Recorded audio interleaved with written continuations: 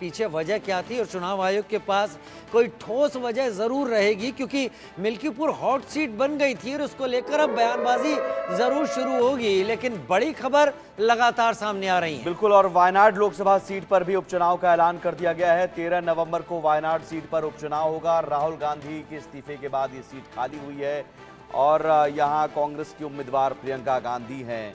पहली बार प्रियंका गांधी चुनाव लड़ रही हैं। वायनाड चूंकि एक ऐसी सीट जहां से राहुल गांधी संसद पहुंचे थे जब वहां अमेठी में पिछली बार हार हुई थी, तो और इस बार अमेठी में जीत मिली,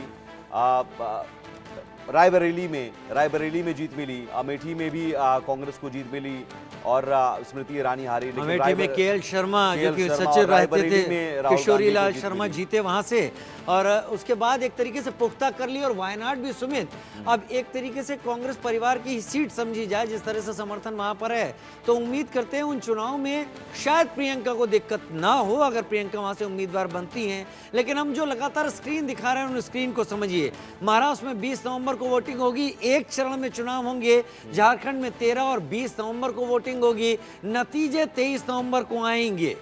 और बिल्कुल वायनाड लोकसभा सीट पर 13 नवंबर को उपचुनाव होंगे। इस सीट पर भी नजरें टिकी रहेंगी। जरूर बीजेपी की कोशिश चुनौती देने की होगी। प्रियंका गांधी हालांकि पहली बार चुनाव लड़ रही हैं कांग्रेस की उम्मीदवार के तौर पर, तो ये एक अपने आप में बड़ी बात है और इसे एक संकेत के तौर पर भी देखा जा रहा है। लेकिन क्या वहां इंडी गठबंधन चुनाव लड़ेगा मिलजुल कर, क्योंकि इस बार इस चुनावों में डी राजा की पत्नी वहां खड़ी हो गई थी राहुल गांधी के ठीक सामने, और उसमें वोट काफी कटे भी थे। फिलहाल हरियाणा और जम्मू कश्मीर से जो नतीजे सामने आए हैं, इन नतीजों ने कांग्रेस को झटका दिया है। हालांकि जम्मू कश्मीर में जेकेएनसी को लीड मिली है, लेकिन कांग्रेस के पास नई सीट थी। बीजेपी सेकंड नंबर पे थी। चलिए, दो गेस्ट हमारे साथ जुड़ गए हैं। सुमित, हम बातचीत की शुरुआत कर लेते हैं।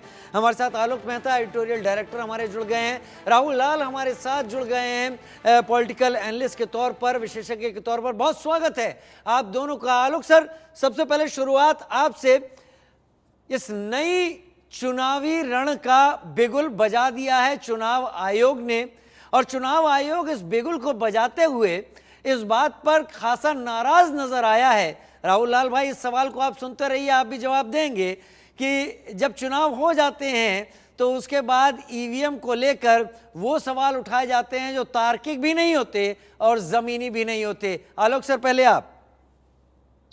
देखिए, ये बड़ा दिलचस्प है। अच्छा है कि राजीव कुमार जो चीफ इलेक्शन कमिश्नर है, उन्होंने सवालों के जवाब में उन्होंने कहा वैसे मैं इस पर नहीं बोलना चाहता था, लेकिन पूरी प्रक्रिया। राजीव जी, आपको याद हो चुनाव के जब मतगणना के बाद भी जब ये बात हो रही थी तो हम लोगों ने बात की थी और मैंने तब भी कहा था कि इसमें वहां पर उनके प्रतिनिधि उपस्थित होते हैं पेटी खोलने का। लेकिन आज उन्होंने बड़ा इससे भी आगे की बात बताई, बैटरी को ऊपर दस्तखत कराए जाते हैं। और ये उन्होंने कहा कि मुझे भी पता नहीं था। इस पर हम दोनों भी चौंके हैं कि बैटरी पर भी साइन लिए जा रहे हैं। आलोक सर, बात पूरी करें। तो इसलिए बैटरी पर, फिर उसके बाद जब मशीन जहां जाती है वहां से जो पूरी प्रक्रिया बताई, उसके बाद इस तरह की बातें। और ये अंत में हम भी यही कहते हैं कि जहां जीते वहीं सब कुछ अच्छा मशीन है, जहां नहीं जीते वहां है। तो इस तरह की शिकायतें। अच्छा, ये कहना कि अडवाणी जी के कार्यकाल में तब रिपोर्ट आई थी, नरसिंह राव ने ये लिखा था, वो उसके बाद कितना अंतर आ गया। सारे सुधार के साथ चुनाव सुधार हो चुके हैं और ये बड़ा दुखद होता है, जिससे कि जनता में, देखिए इसलिए उन्होंने ये भी ध्यान दिलाया। देखिए, मुंबई जैसे इलाके में यदि वोटिंग कम होती है तो हम लोकतंत्र को कमजोर करते हैं। जब ये कहते हैं कि अरे नतीजा तो वो पता नहीं मशीन में अपने आप आ जाएगा। गांव के लोग, झारखंड में आज चुनाव है, महाराष्ट्र के कई गरीब इलाकों में गांव में चुनाव है। आप किसी भी क्षेत्र में, देश भर में हमारे यहाँ मिक्स सोसाइटी है, बड़े बड़े महानगरों से लेके गाँव तक, उनके बीच में जो पार्टियां जिम्मेदार नेता है, देखिए कोई गैर जिम्मेदार सड़क पे बैठ के कोई कुछ भी कह रहा है वो समझ में आता है, लेकिन ये भी स्पष्ट होना। लेकिन एक बात जरूर है, चूंकि अपन बात शुरुआत कर रहे हैं, कि ये बड़ा ऐतिहासिक चुनाव है। शरद पवार का भविष्य, बाल ठाकरे के उत्तराधिकारी उद्धव ठाकरे का भविष्य, एकनाथ शिंदे जी विद्रोह करके गए उस शिवसेना का, राष्ट्रीय स्वयंसेवक संघ जिसका गढ़ या मातृभूमि महाराष्ट्र रही है, जिसको कह सकते हैं मात्र, जहां से वो जन्म हुआ, नागपुर, आज भी इस दृष्टि से, जबकि विदर्भ में सीटें कम मिली है लोकसभा में भी। मैं इसलिए कह रहा हूं, यदि गड़बड़ करना होता तो आप ये बताइए कि अमेठी में जिस तरह से चुनाव हुए वहां पर तो बीजेपी आप बहुत बड़े सवाल की तरफ इशारा कर रहे हैं कि अगर एक चरण में चुनाव हो रहा है तो मराठवाड़ा कैसे रिएक्ट करेगा, विदर्भ कैसे रिएक्ट करेगा, या कोंकण कैसे रिएक्ट करेगा, ये महाराष्ट्र की राजनीति से बड़ा नया निकल कर आएगा आलोक सर। जी, मैं इसीलिए इतना पूरी करता हूँ, अगर राहुल लाल जी से भी बात करेंगे, लेकिन मेरा यही कहना है कि ये बड़ा दिलचस्प, इसी तरह भ्रष्टाचार, अच्छा शरद पवार मराठा क्षत्रप, राजीव जी शायद आपने देखी हो, कई बार टीवी पर भी चर्चा हुई है, मेरी पुस्तक 93 में आई, राव के बाद कौन, तब से मेरा नाम था कि शरद पवार प्रधानमंत्री पद के उम्मीदवार हो सकते हैं।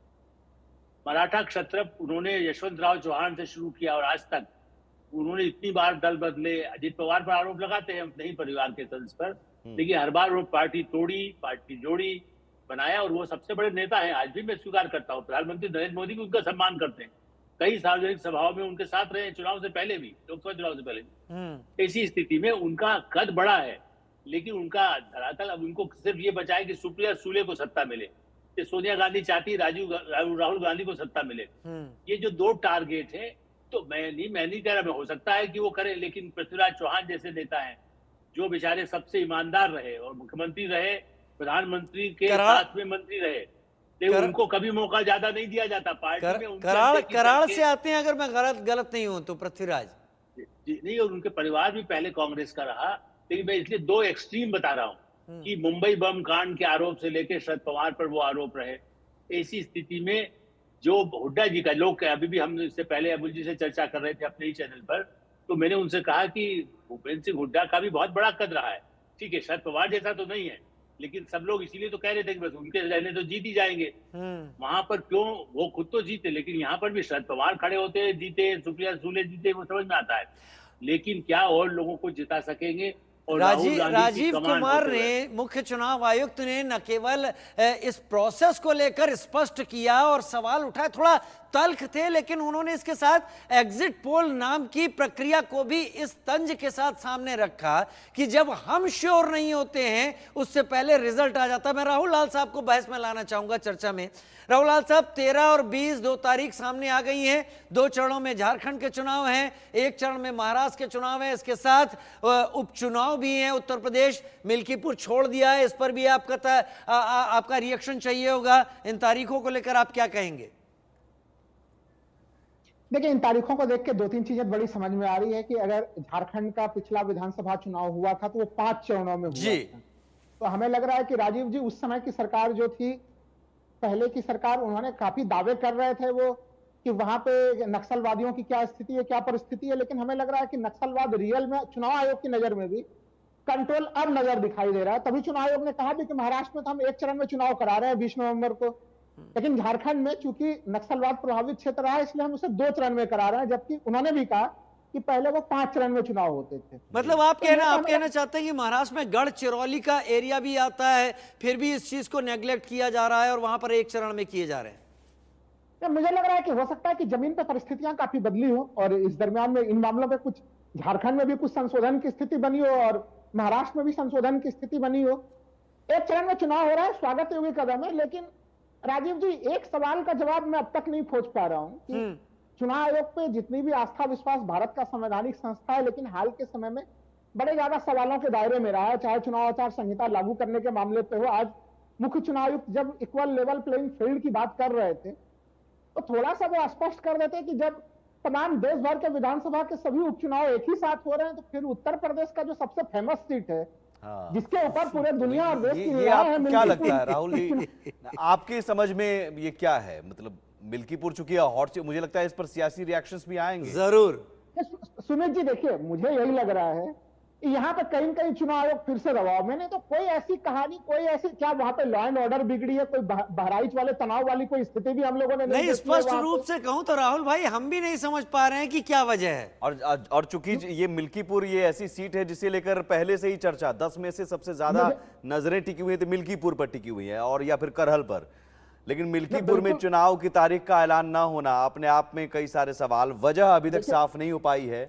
वजह का मैं इंतजार हम भी बता कर रहा रहे हूँ हैं। वजह। राहुल भाई आते हैं, राहुल भाई आते हैं, माफी के साथ आते हैं लौट के, एक छोटा सा ब्रेक ले रहे हैं राहुल भाई, और ब्रेक के बाद लौट कर आते हैं और आपसे शुरुआत करते हैं कि आपको मिल्कीपुर के अनाउंसमेंट ना होने पर आखिर इतना बड़ा एतराज क्यों लग रहा है। एक छोटे से ब्रेक के बाद।